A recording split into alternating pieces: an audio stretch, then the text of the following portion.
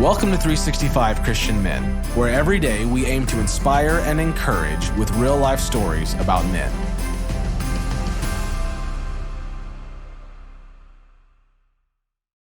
December 29th, Jacob DeShazer.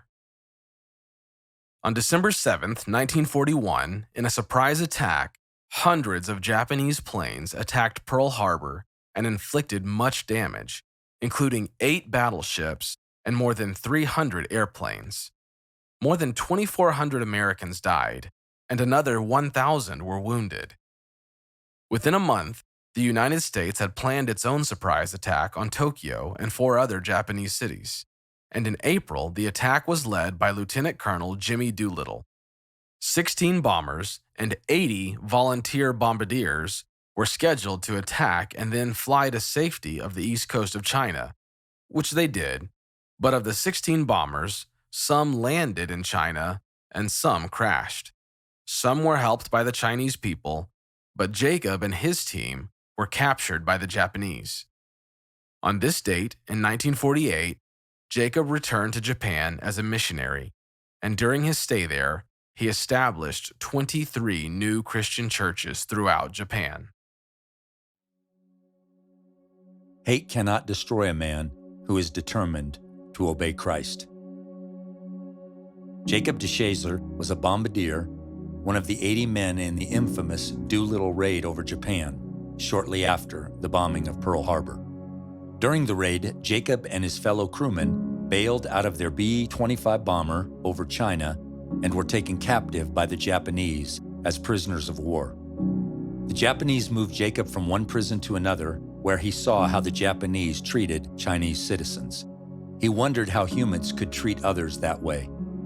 It was the first time that I had ever been in such a wicked environment, Jacob said. He soon realized they would treat him and his fellow air crewmen the same way.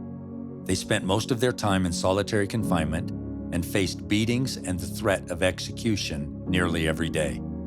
They lived on meager rations and received no treatment for illnesses like dysentery and malnutrition. As Jacob endured the endless days with no news of the war or his release, his hatred for his captors deepened. Another prisoner, Lieutenant Robert Metter, had shared the good news of Jesus Christ with Jacob. The Japanese allowed the prisoners a few privileges, so Jacob asked for a Bible. He had been raised in a Christian home, but the Bible had no real significance for him. He sat in his cell under poor lighting and read the scriptures over several weeks. He memorized as much of it as he could. In Romans, he read, "If you declare with your mouth Jesus is Lord and believe in your heart that God raised him from the dead, you will be saved." Romans 10:9. Now, Jacob believed in Jesus and became his apprentice. Salvation was in his heart, but his body remained locked in a cell. The day after his conversion, one of the guards assaulted Jacob.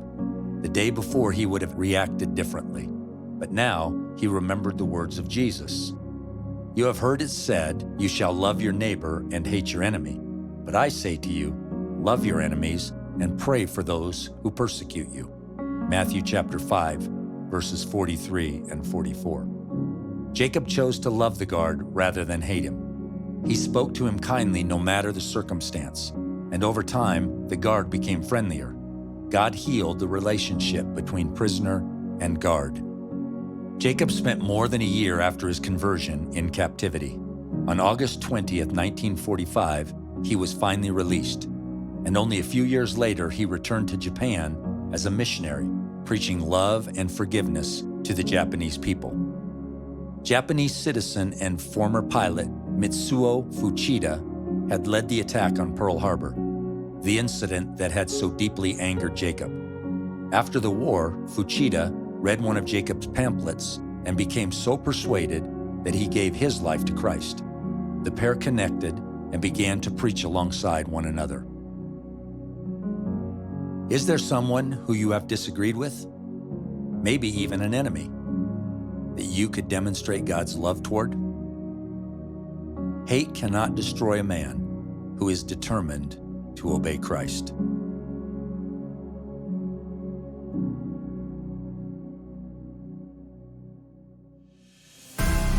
Thank you for listening to today's story. Every day of the year, our hope is to inspire you with real-life stories of faithful men who have gone before us.